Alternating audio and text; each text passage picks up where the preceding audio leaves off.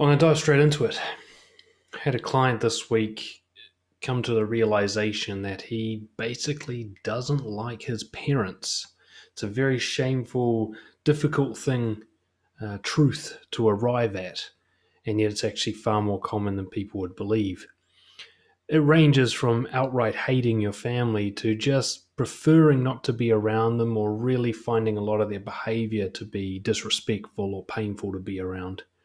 And sometimes it's not just family, it can be other people that you feel obliged and forced to be with, like your boss. Today I wanted to talk about a values-based way to deal with people that essentially breach your values, and yet you cannot say no to spending time with them.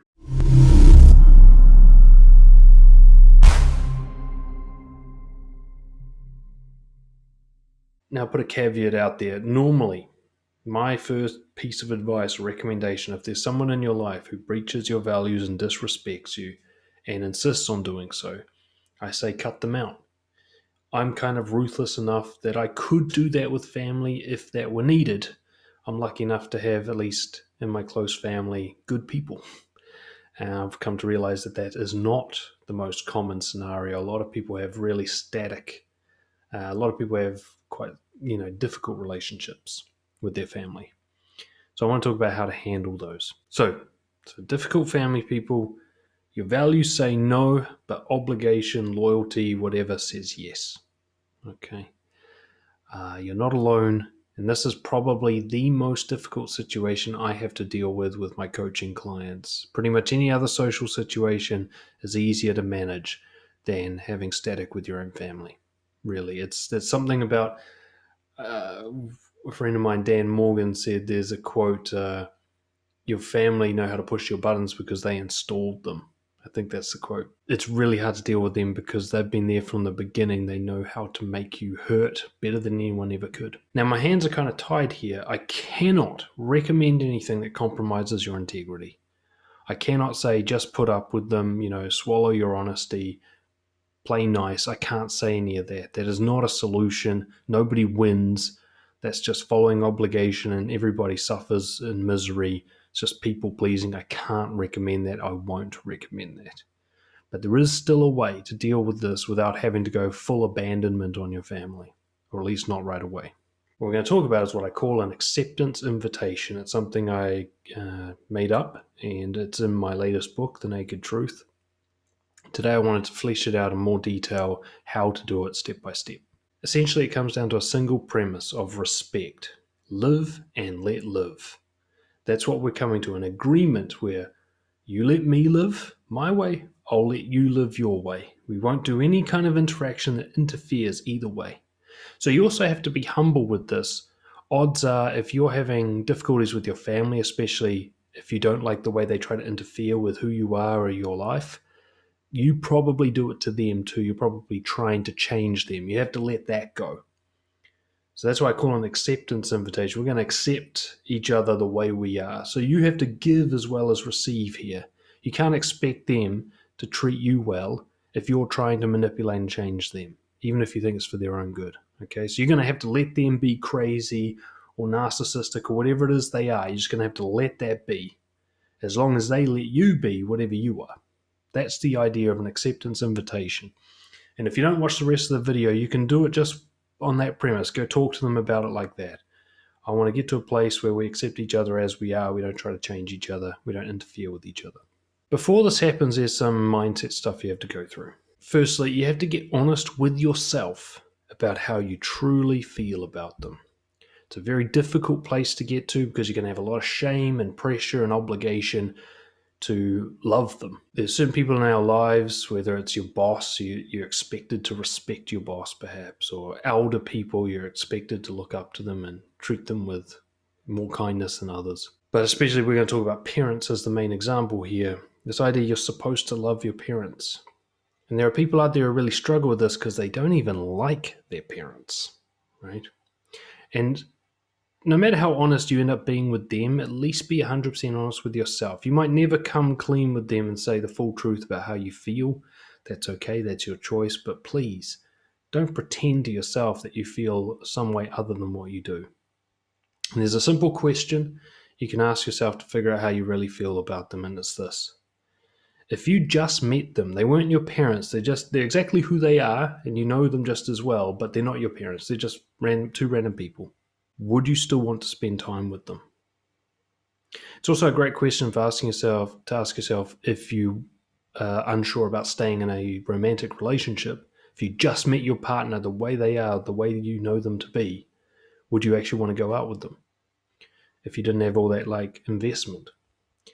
So you just ask yourself a simple question. Your parents, would you want to go and spend a night at the pub with them? Would you want to have dinner with them? Would you invite them to your house freely and spontaneously? If you had just met them and they were this way, those two random strangers. If the answer is no, you don't really like them. And that's okay. All right? You don't have to. All right? You don't have to like them. But you do have to be honest with yourself about how you feel. So you got to face that shame.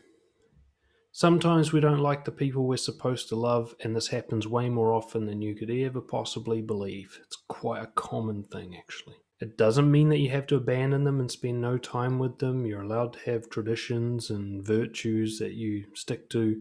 You're allowed to believe society's rules if you want to.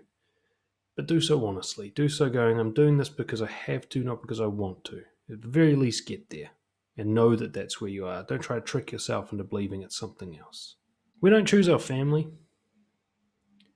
We don't choose the traditions we're born into. We don't choose our culture. We don't choose our religion. It's forced upon us. We're born into it. We don't get a say in it. We don't get to decide if we're on board with it.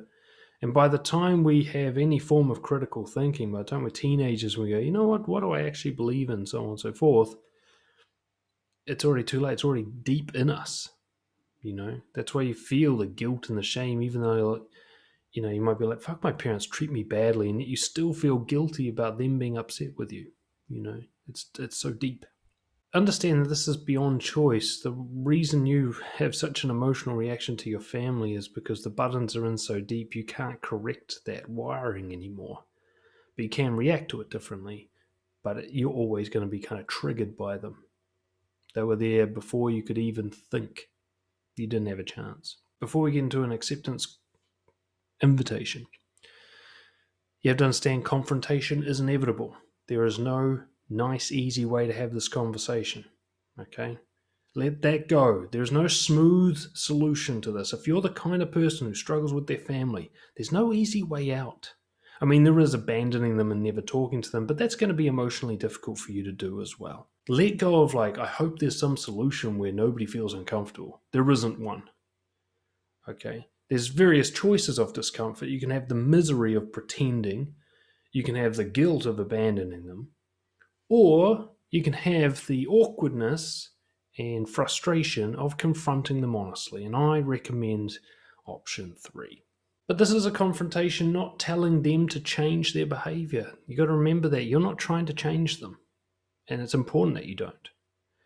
What you're trying to do is give them a chance to act with respect towards you. It's a simple, easy, straightforward thing. It requires very little effort on their part. They could do it. They're capable of doing it. They don't have to compromise who they are to do it. It's very simple. You're just asking them to treat you with respect. Okay, you're not asking for much. It's important you understand that if they're really resistant to this and if they end up breaching it, which we'll talk about soon, you weren't asking for much. You're asking to just not have them fuck with you. So these are very simple, easy to respect guidelines you're about to give them. And that can be what's uncomfortable about it, is knowing they could do this. So if they don't, that tells me something pretty harsh about how they feel about me. They would rather keep being manipulative than be loving towards me. And they know that and they're choosing it deliberately. That's like a harsh thing to take. It's hard to see that, your parents would rather stick to being mean than keep their child, to stay in touch with their child. What you're gonna do is you're gonna present them with a choice. You can either be with me in a respectful way or not be with me.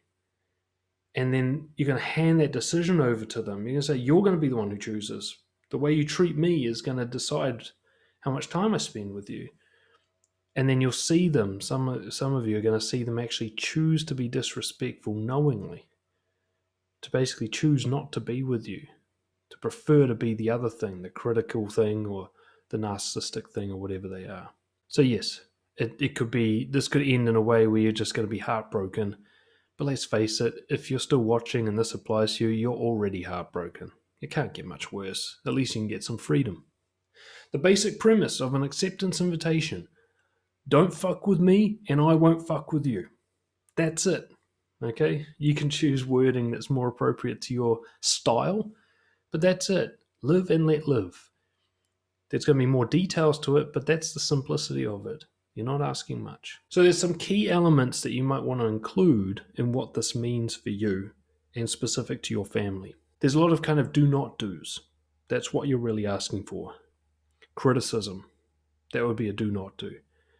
Don't criticize how I live. Discouragement. Don't try to put me off doing what I want to do. Unsolicited advice. Don't tell me how to live. Gameplay or manipulation.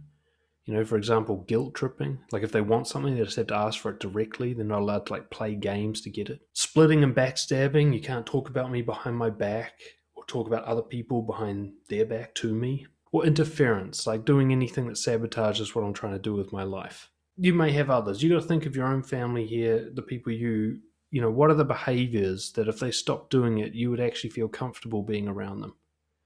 What's the stuff that you don't look forward to? And the ones I listed there are pretty much classics for the kind of toxic parent-child relationship. There's also some things that they're allowed to do. You've got to give them some freedom here to live. You're not asking them to compromise their integrity and to pretend.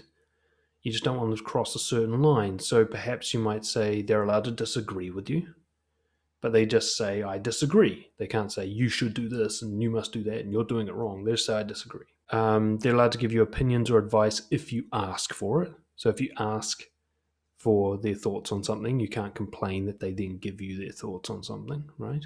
Or perhaps you might say, look, you can state your case once and then you have to let it go. You might give them this kind of they're allowed a sample. So they can say, look, I think you shouldn't raise your child like that. Okay, you've said that once, don't ever say it again. All right, but I'll give you the one. And of course, they're allowed to live their own way. You're not going to mess with them. That's a key element. You've got to understand this is absolutely an equal relationship. You're not asking anything from them that you wouldn't give yourself. So if you don't like the way they live, you're going to have to let go of that. Stop trying to control them. Maybe they don't take good care of their health. So be it. They're going to have to just be unhealthy without your interference. Maybe they misspend their money. Maybe you don't like the way they talk about people. Maybe they're too negative. These are things, as long as it's not crossing your line, you're going to let them be. Even if they're fucking up their own life, you're going to leave it. It's theirs to fuck up. Essentially, you're asking them to do the same for you. So make sure this goes both ways. It cannot work if it doesn't go both ways. There's no way that they're the bad guy and you're the good guy at a pure 100% level, right? You'll be doing your own thing too. It might be a defensive reaction to what they've done to you, but you still got to, you can't make this hypocritical. You can't ask from them something that you're not going to give. When it comes to planning this, you want to start with your ideal person. Think about the people you're excited to spend time with. Go to the opposite end of the spectrum here. Who's someone you'd rather be with than be alone? Who's someone you look forward to seeing them? You spontaneously have an urge to spend time with them. You feel lucky that they're in your life. Maybe they're no longer there. Maybe it's someone from your past. Maybe it's only brief experiences. A few unlucky among you might never have had this experience. But you can still kind of guess. Ask yourself, what do they have that others don't? And really, I'd write it down, make a list. What makes someone special to you? What makes someone exciting for you? What makes you really genuinely want to spend time with someone? What are the qualities that they have that makes them different from other people? What are their points of difference? This is also just a great exercise for you to get a sense of what you're truly attracted to, not just sexually, but in terms of friendship and love. What really turns you on? Maybe it's just having the same sense of humor as someone who just, one of my best friends, what I love is not once does he try to give me advice on how to live. I can complain about my issues. He just goes, oh, that sucks. He doesn't give a fuck what I do with my life. You know what I mean? I love that. I feel at ease around him. Everybody else, if I tell them my problems, they give me solutions. He's the one person who doesn't. I don't want fucking solutions, right? I don't want someone to tell me how to live. I just want to whinge about life with somebody, and he'll whinge about his, and I don't tell him what to do either. That's a point of difference. Everybody else tells me what to do, and it makes me not want to share with them. So you get this idea of kind of your ideal person. This will also give you an idea of how far off your family members are from that ideal. They might have none of those qualities. And you can see, oh, that's why I don't like going to spend time with them. They've got none of the good stuff. You can then boil that down to what you might call bare essentials. What's the minimum someone needs to have for you to tolerate their presence? What's the minimum they need to do for you to go like, all right, I don't mind this person being here. I probably prefer to be alone or be with someone else, but at least them being around doesn't hurt my experience. Get a sense of what that is, because that's essentially going to be what your acceptance invitation is like, here's the bare minimum I need from you to be able to be in your presence and not feel like I want to be somewhere else. Okay. So think of those qualities like, I don't know, that they're genuinely curious in what you're doing, or at least they keep their mouth shut, it's probably a lot of things that you just don't want them to do.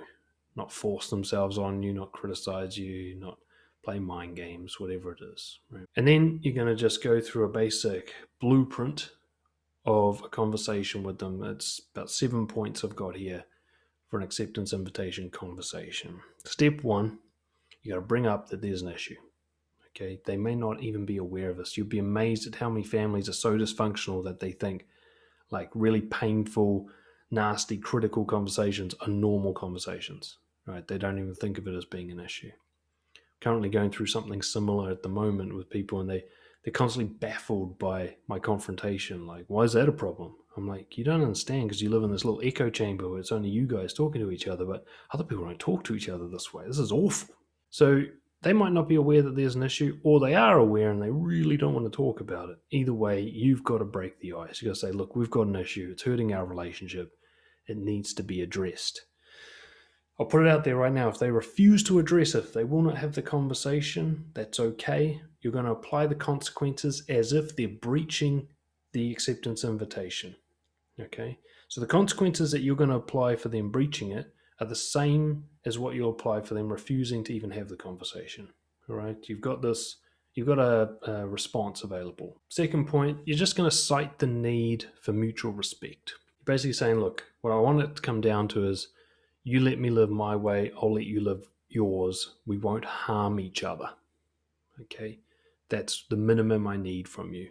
Right now, that's not happening. Right now, I feel harmed by you, and I might also be harming you in return. That needs to stop for us to continue. And then the third point is, you're going to express how that harm is happening. You're going to cite your deal breakers. Okay, these are the minimum things that need to stop or change. These are the deal breakers for me. These are things you cannot do or must do, whatever they are for you. Criticism, discouragement, backstabbing, whatever it is. And then you're going to say, here's the consequences if you choose to keep doing those behaviors or not do what I want you to do. And there's really one basic concept for the consequence. It's reduced time with you. So this is where we're going to dial back a bit from full abandonment, like I'll never speak to you again, and more like, when you do that, it's a full stop. It's the end of our interaction. Let's say I come over to your house, I've got a plan to spend the whole Sunday afternoon with you, and then you criticize me 7 minutes in since I arrived. I'm going to pack up my shit, that 7 minute, I'm going to pack it up and I'm going to go home. It doesn't mean I'll never see you again, but we're done for today. And you can decide for yourself the sentencing, the length. It might depend on the severity of the breach. If they do something really awful, you're like, all right, we're going to need a month apart. And if they just do something that's a little bit like it's a bad habit you're trying to get them to break, you'd be like, all right, I'll talk to you tomorrow. We're done for today. And this is what you're going to let them know. Look, I'm not going to allow this to happen. I will leave. No matter what's going on, I will leave. I'll leave in the middle of a concert that we're attending. I'll leave in the middle of a fucking wedding. I'll leave anytime you do this behavior. So you're now going to have the choice about whether or not I stay around. Anytime you want me to leave, you just do one of these things and I'll go. And that's how I'm going to perceive their behavior. If you ever criticize me, discourage me, whatever, what you're really saying is please leave. And that's how I'm going to react.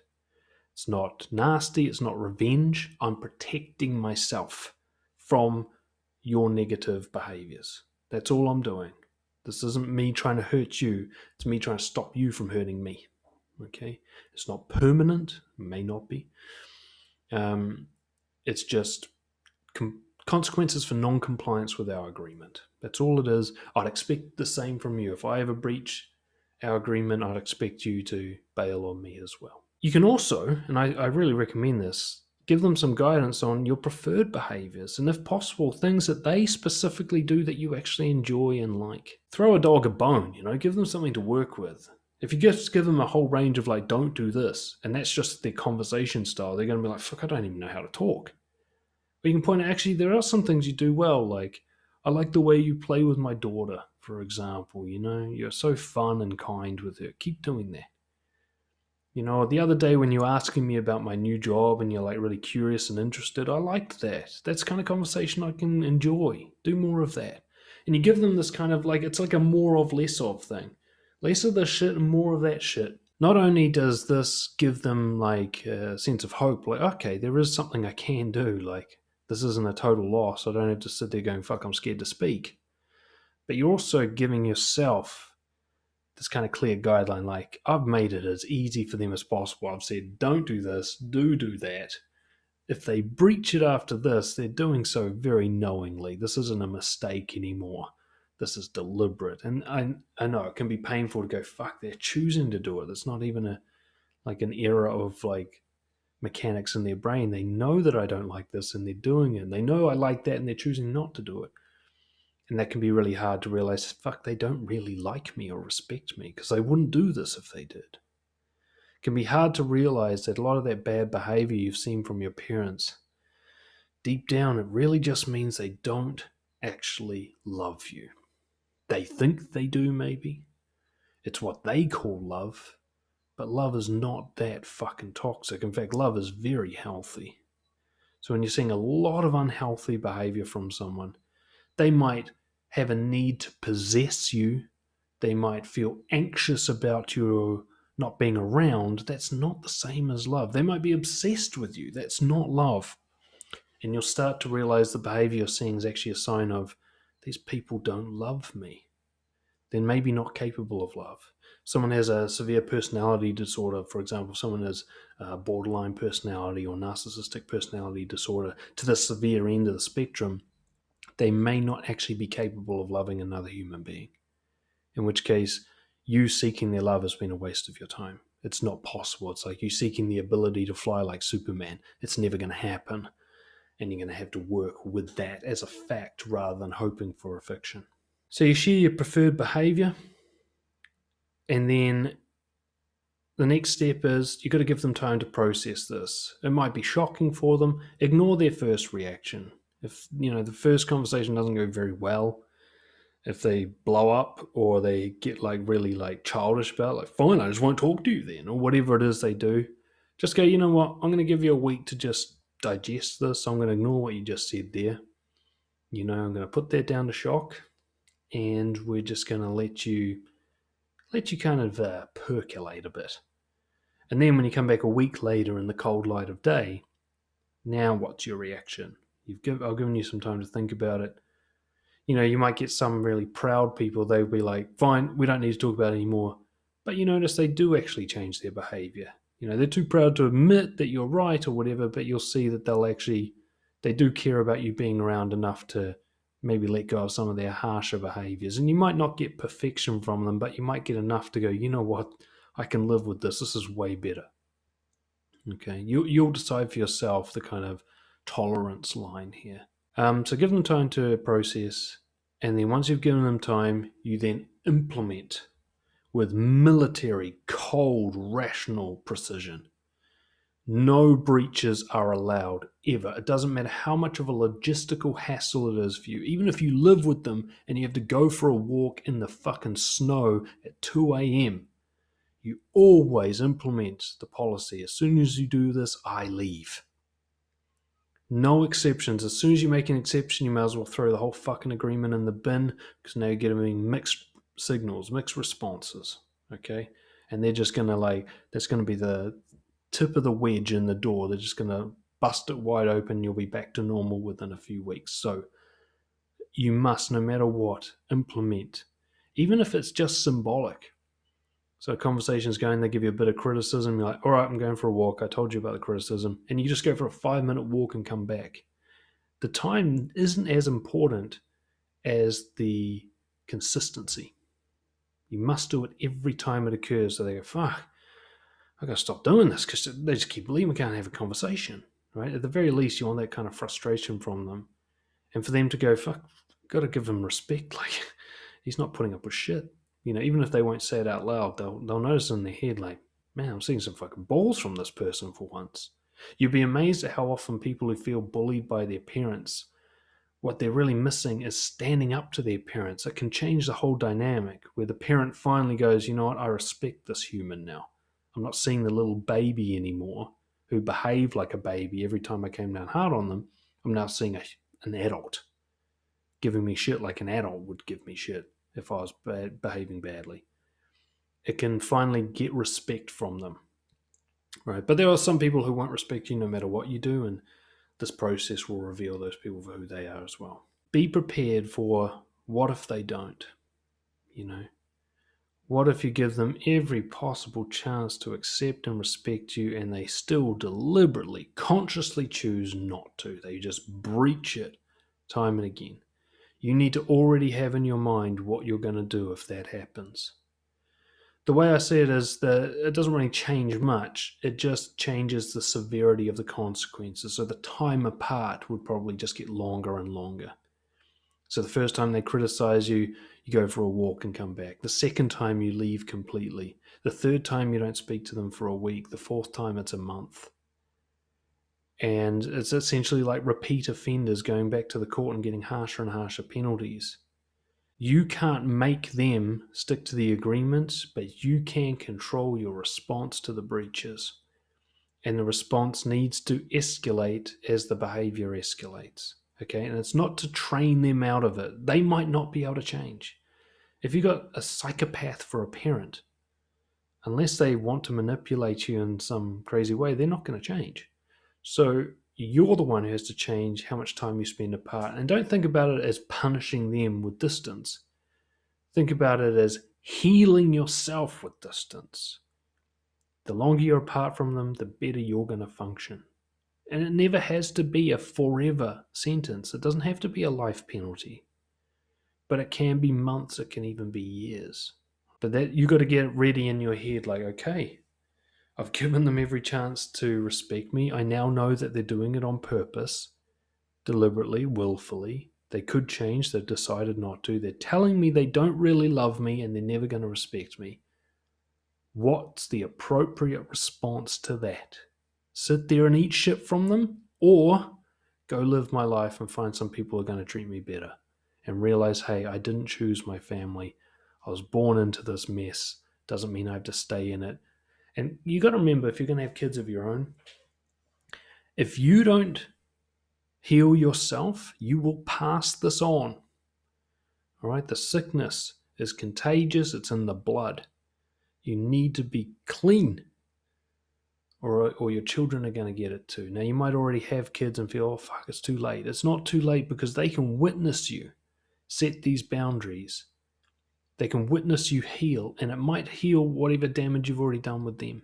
If you can make them proud of you, if you can show them, hey, this is how you need to put up with, this is how you deal with someone who's treating you badly. And you can even explain it to them, look, I put up with them treating me quite badly for 10 years. I know you've had to watch that. That must have been tough. I've decided I'm not going to do that anymore. So we're going to be seeing less of grandma and grandpa.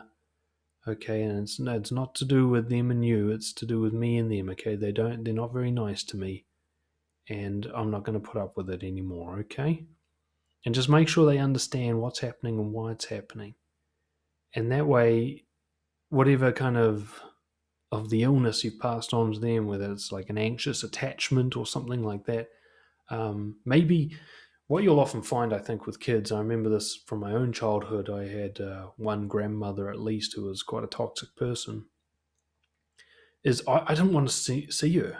I felt very uncomfortable in her presence. I always felt very anxious being dragged to see her.